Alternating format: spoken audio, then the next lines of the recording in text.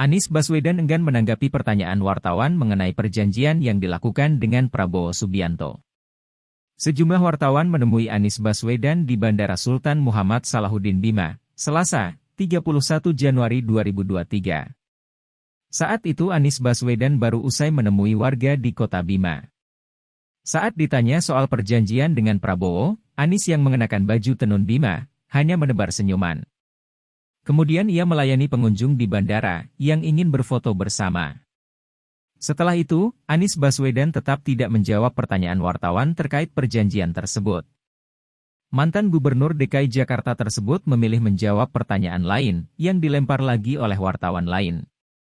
Seperti diwartakan tribunlombok.com sebelumnya, Wakil Ketua Dewan Pembina Partai Gerindra, Sandiaga Uno menjelaskan soal perjanjian politik antara Prabowo Subianto dan Anies Baswedan. Isu soal perjanjian itu terungkap dalam siaran YouTube Akbar Faisal Uncensored pada Sabtu 27 Januari 2023. Saat itu, Sandiaga Uno yang menjadi bintang tamu podcast ditanya Akbar Faisal soal perjanjian tersebut.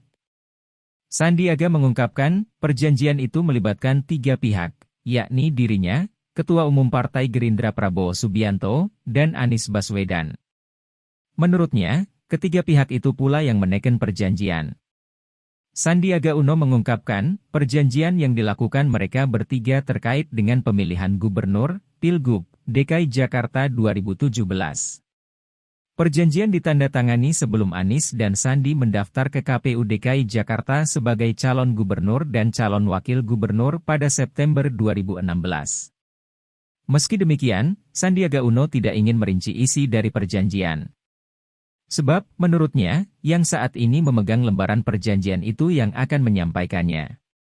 Saat ditanya apakah perjanjian juga berisi soal pemilihan presiden, Pilpres, 2024, Sandiaga Uno kembali menolak menjawab.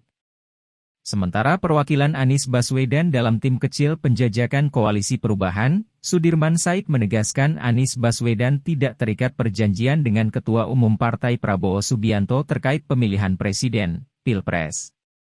Sebaliknya Anies Baswedan pernah ditawari untuk menjadi calon wakil presiden, cawapres, Prabowo dalam Pilpres 2019. Sudirman mengaku saat itu berulang kali menanyakan sikap Anies soal tawaran Prabowo untuk menjadi cawapres. Namun, menurutnya, Anies saat itu menolak dan memilih untuk tetap menjadi Gubernur DKI Jakarta. Terima kasih sudah nonton, jangan lupa like, subscribe, dan share ya!